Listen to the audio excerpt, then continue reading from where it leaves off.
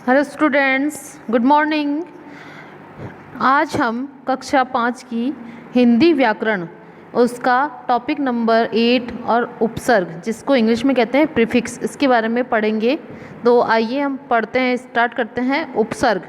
अब उपसर्ग यानी इंग्लिश में इसे कहते हैं प्रीफिक्स, यानी जो पूर्व में स्थापित होता हो। इसकी डेफिनेशन होगी, उपसर्ग दो शब्दों से मिलकर बना है। उपसर्ग दो शब्दों से मिलकर बना है। पहला है उप प्लस सर्ग, यानी उप का अर्थ होता है समीप और सर्ग का अर्थ होता है सृष्टि करने वाला या फिर शब्द को बनाने वाला, अर्थ वाला शब्द बनाना।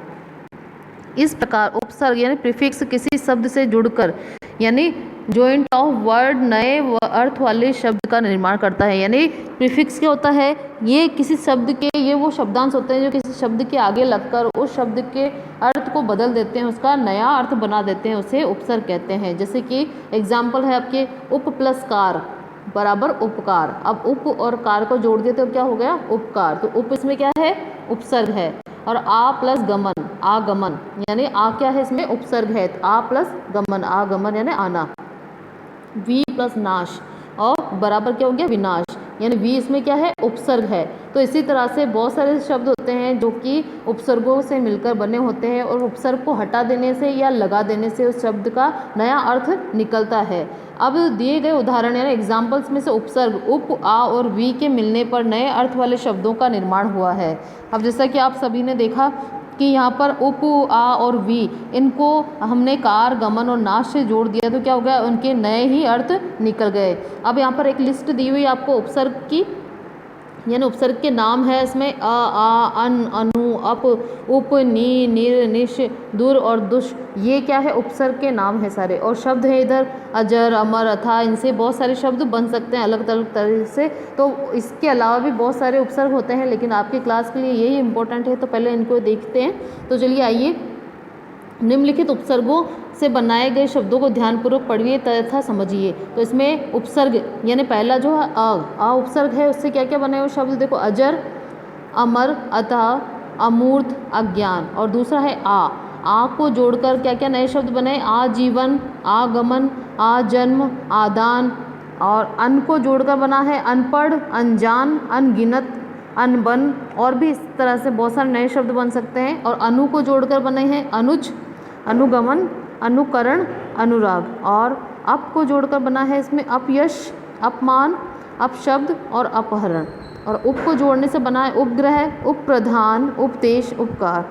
और नी को जोड़कर बना है निबल, निडर, निवेदन, निवास, निबल। और निर को जोड़ने से बना निर्बल, निर्भय, निर्मल, निर्वासन। और निश उपसर्ग को जोड़ने से बनता है निश्चल, निश्चल, निष्फल, निष्कासन। और दुर्ज उपसर्ग को जोड़ने से बनेगा दुर्गम, दुर्दशा, दुराचार, दुरुपयोग। और इसी तरह से और भी बहुत सारे नए शब्द बन सकते हैं।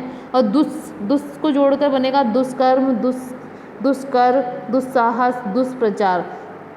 तो ये सब जो आगे दिए हुए हैं वो उपसर्ग हैं और पीछे शब्द हैं। तो इनको शब्दों को जो जोड़कर हम बनाएंगे तो इसका नया ही अर्थ निकलेगा। तो ये सब थे प्रीफिक्स। अब आइए हम इसी से रिलेटिव इसकी एक्सरसाइज करते हैं। जैसे कि पहला है, उपसर्ग किसी शब्द में किस स्थान पर जोड़े जाते हैं। अब उपसर्ग मीन्स किसी शब्द के आगे जोड़े जाते हैं। हमेशा उपसर्ग कहाँ आते हैं, पहले, यानी उस शब्द के पहले या आगे आएंगे। तो शब्द के आगे क्या होगा, उसका आंसर किस शब्द के आगे जोड़े जाते हैं। किस शब्द में उपसर्ग जोड़ने पर क्या होता है, किस शब्द में उपसर्ग जोड़ने पर क्या होता है, शब्द में उपसर्ग जोड़ने पर उस शब्द का नया अर्थ निकलता है, यानी उसका अर्थ परिवर्तित हो जाता है। किन्हीं चार उपसर्गों के नाम बताइए। तो बहुत सारे उपसर्ग हमने पीछे पढ़े थे भी, उप, आ, वी, अप, बहुत सारे ऐसे और भी आप लिख सकते हैं, लेकिन यहाँ पर आपको सिर्फ 4 ही लिखना है। You have to do this activity in your notebook. अब इसमें 4th क्वेश्चन है, निम्नलिखित शब्दों में से मूल शब्द व उपसर्ग को अलग अलग कीजिए। यानी जो मेन इसका वर्ड है उसको और प्रीफिक्स जो उपसर्ग है उनको अलग करना है। तो मूल शब्द क्या होगा, पराजय में जय, और उपसर्ग क्या हुआ, परा। और सुमार्ग में क्या हुआ, मूल शब्द मार्ग और उपसर्ग क्या हुआ, सु। उसी तरह से आहार में हार तो उसका मूल शब्द है और आ क्या हो गया, उपसर्ग हो गया उसका। और प्रतिदिन में दिन है मूल शब्द और प्रति हो गया उसका उपसर्ग। निम्नलिखित शब्दों में से मूल शब्द व उपसर्ग को अलग अलग कीजिए। निम्नलिखित शब्दों में से क्या करना, मूल शब्द व उपसर्गों को अलग अलग करना है। तो इसमें मूल शब्द क्या हुआ, अज्ञान में ज्ञान, और उपसर्ग क्या हुआ, अ। और विदेश में देश तो उसका मूल शब्द और वी क्या हो गया उसका उपसर्ग।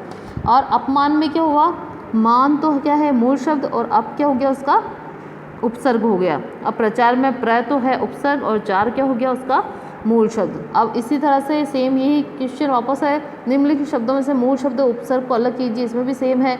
तो खुश दिल, अब खुश दिल जो बना हुआ उसको क्या करना है आपको, उपसर्ग को अलग करना है, मूल शब्द को अलग करना है। तो मूल शब्द क्या हो गया दिल और उपसर्ग क्या हो गया खुश। और दुर्गम में से गम और दुर्ग क्या हो गया इसका उपसर्ग हो गया दुर्ग। Now turn your page.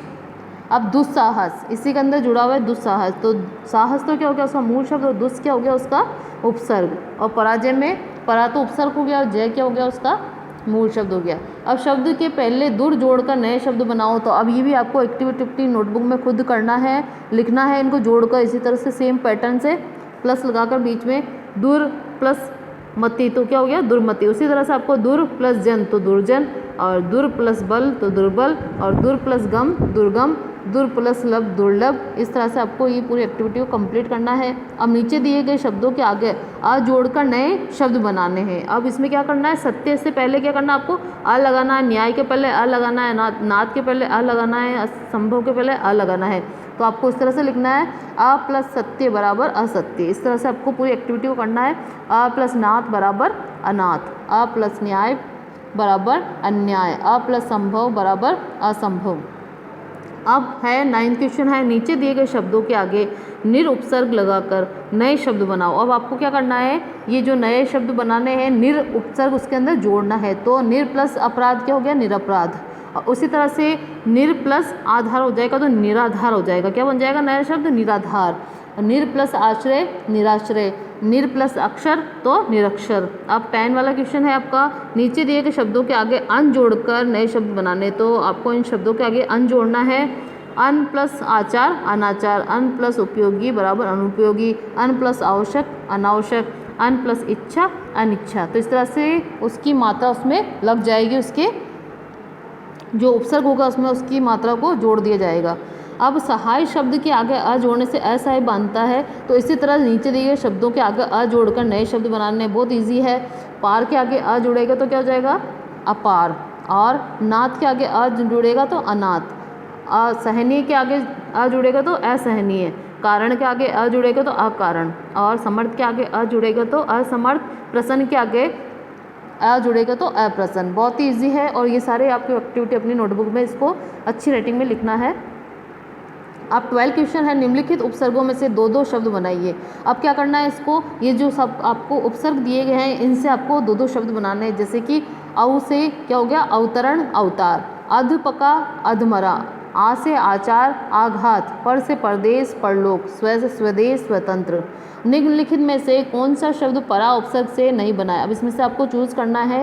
ये ऑब्जेक्टिव टाइप क्वेश्चन है तो इसको भी आपको नोटबुक में करना है।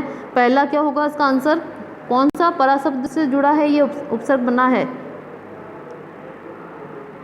तो परा उपसर्ग नहीं बना है। कौन सा है पराक्रम, पराक्रम परा उपसर्ग से नहीं बना है। पराजय परा प्लस जय, परामर्श परा परामर्श, इसमें परा प्लस अर्थ इससे जुड़ा हुआ है। पराक्रम है जो वो उपसर्ग से नहीं बना है, परा उपसर्ग से। किस शब्द में आ उपसर्ग का प्रयोग नहीं हुआ है। अब इनमें से देखिए किस शब्द में आ उपसर्ग का प्रयोग नहीं हुआ है। तो आगमन आ प्लस गमन, आ प्लस मरण, आ प्लस कर्षण, लेकिन अवस्था में आ का यूज नहीं हुआ है। तो कौन सा राइट आंसर होगा द।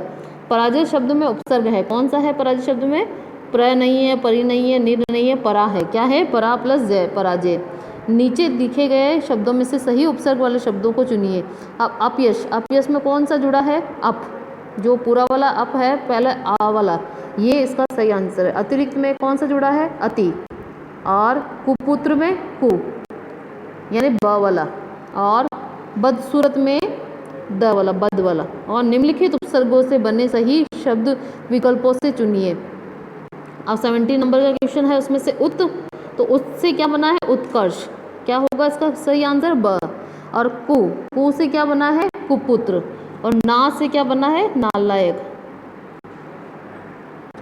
और निर से क्या बना है निर्बल। तो इस तरह से आपको ये सारे ऑब्जेक्टिव टाइप क्वेश्चन और फिल इन द ब्लैंक्स जो भी है सारे आपको अपनी नोटबुक में करने हैं। ओके, आज का हमारा ये टॉपिक जो था उपसर्ग या प्रीफिक्स हिंदी में ये कंप्लीट हुआ है। मुझे आशा है कि आप सबको समझ में आया होगा। आपको ये सब कुछ एक्टिविटी आपकी नोटबुक में करना है, अच्छी राइटिंग में, सुंदर सी राइटिंग में करना है। Okay, thank you.